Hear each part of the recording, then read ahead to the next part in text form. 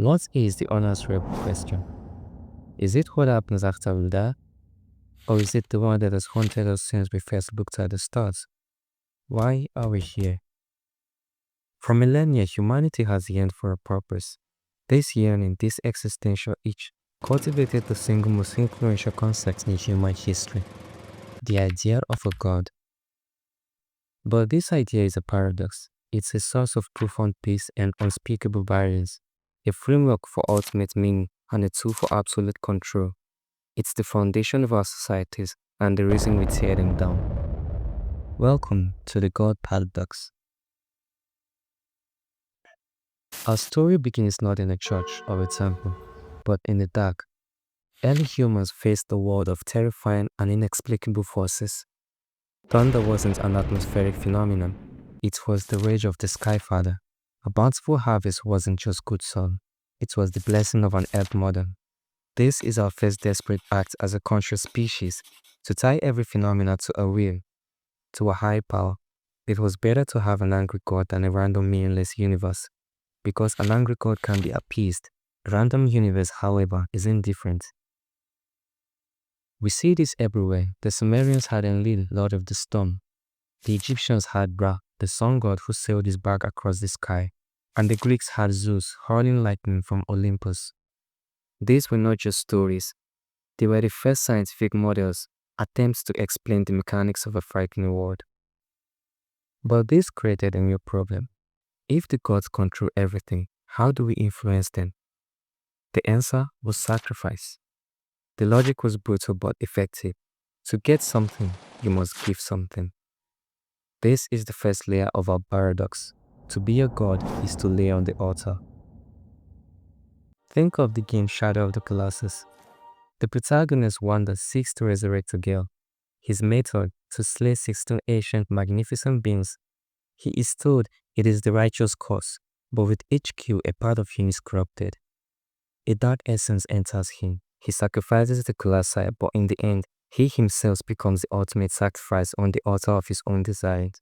He bears the consequence alone. This is the divine burden. To be a god is to be responsible for bearing all of the pain of the world, to suffer for the happiness of others.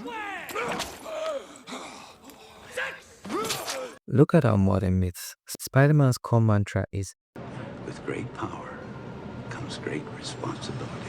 but what is that responsibility? It's a life of constant sacrifice, of missed dates, broken promises, and personal tragedy, all for the sake of strangers. Superman, an alien god among men, chooses a life of restraint and service, bearing the weight of the world on his shoulders, literally. To be a superhero is simply to suffer for the joy of people you don't even know. So which is it? Do we create gods to serve us, or do we aspire to become gods so we can serve? As societies grew, so did our gods. They evolved from spirits of nature into moral legislators. The chaotic pantheons began to coalesce around singular, all-powerful deities, Yahweh, Allah, and Brahman. With one God came one love, a book, and this is where God moved from the altar to the throne, because humanity has another deep-seated need to be governed. Do we seek?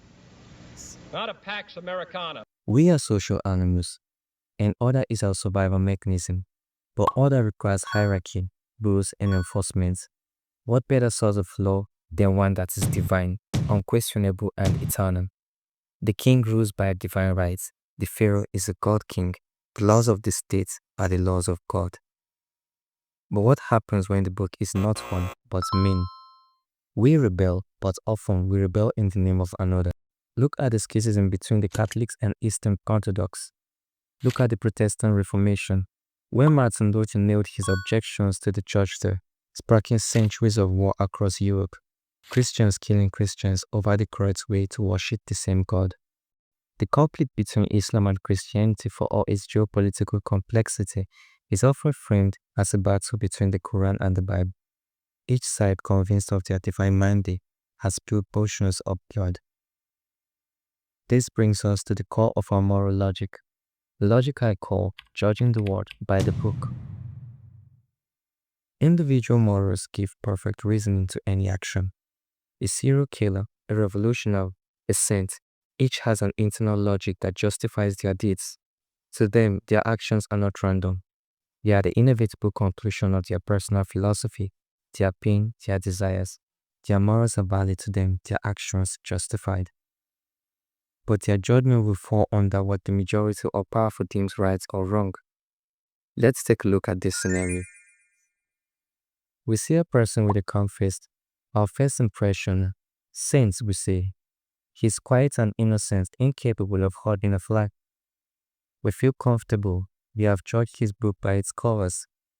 We assume a beautiful face must house a beautiful heart.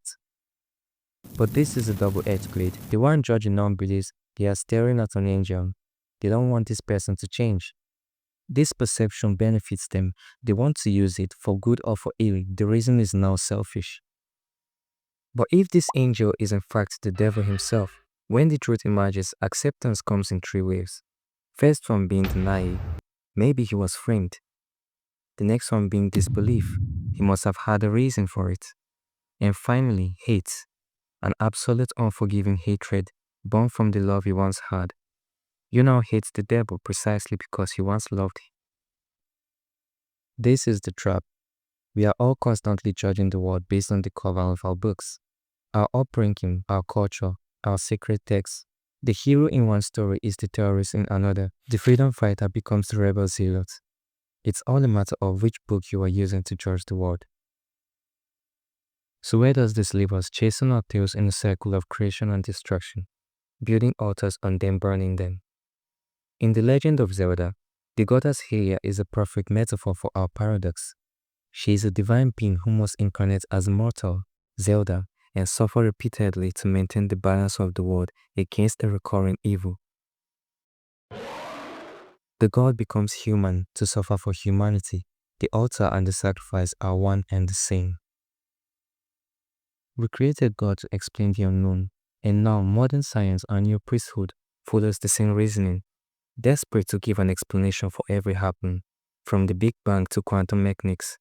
We have traded Thor's hammers for Higgs person, but the yearning is identical. Yet perhaps the ultimate truth, the final layer of the paradox is this: we are not meant to understand everything. Our frantic search for a single collective answer to the divine may be the very thing that prevents us from finding it.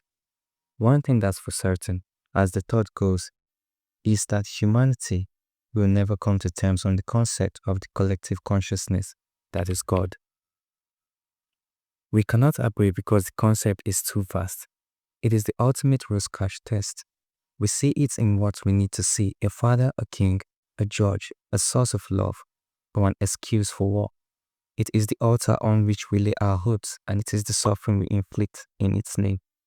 The God paradox is this: we invented a perfect being to give ourselves purpose, and in doing so, we gave ourselves a perfect weapon. We created a law to govern our hearts, and then used it to break them. We aspire to the selfless sacrifice of a God, while wielding the self-righteous judgment of the devil.